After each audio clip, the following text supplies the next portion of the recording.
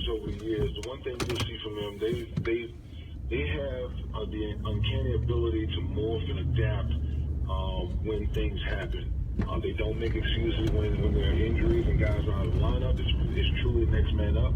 They've had defections over the years where guys have left the organization, but there's two constants within that organization, and that's Bill Belichick and Tom Brady. So when you have that Hall of Fame, connect that Hall of Fame connection right there, and you're going to be tough to beat. They're very well prepared. They don't make a lot of mental errors. They don't give you a lot of opportunities to beat them by their own mistakes. So when you play a team.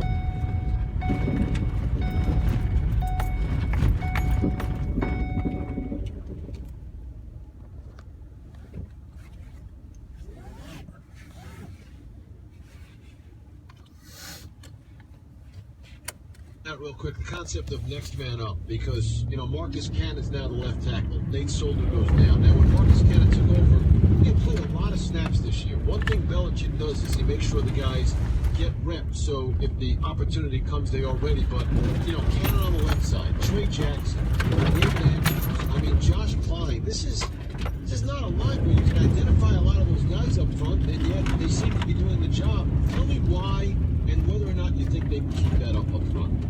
Well, first of all, they're real coach.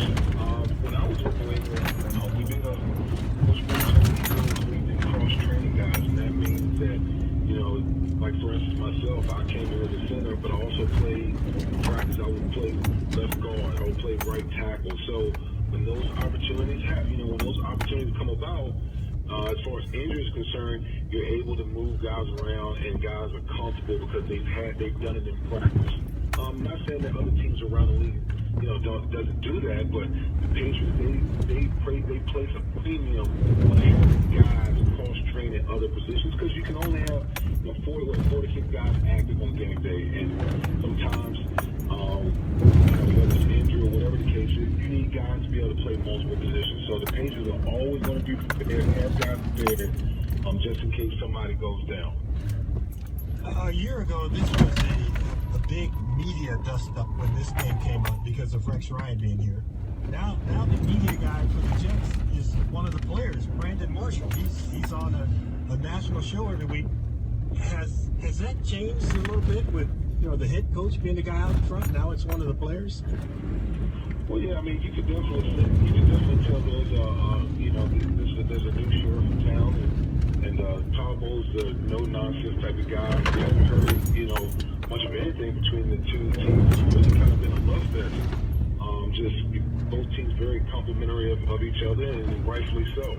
The one thing about Todd is, he looks at the season as a 16-round, boxing match. Each week is just one round. So there's, in the past, when Patriots, with the Jets, it would be just an emotional roller coaster because so much emotion we poured into the week. Whereas Todd Bowles is like, this is just another week on our schedule to try to get better. And I think it's a great approach. I'm not to say that Rex Ryan's approach wasn't good, because we had our fair share of wins and so on and so forth. But I mean, when you take that approach of just a 16-round bout, one round each week, it takes all the emotion, all the highs and lows that you go through throughout the NFL season, takes it out, and guys can just focus on what's really important, and that's preparing for that opponent that week. And I was going to say, you played for Rex Ryan for a couple of years in 2009 and 2010, and clearly it was a different approach. But, in those years, you did beat the Patriots in each of those seasons. You lost to them, and you beat them in the postseason in one year. So, I do wonder, so many people say, boy, if Rex Ryan was a little quieter, things would be different. I think to myself, they're not losing because they talk. People may not like it. It's a lot easier to jump on them when they do, but they're losing because they're playing a better football team, whether it's in Buffalo or New York. As you said, they've got Bill Belichick, they've got Tom Brady. Just in terms of the approach, I know Todd Bowles has a different approach, but what impact, if any, does that different approach have on the football game on Sunday?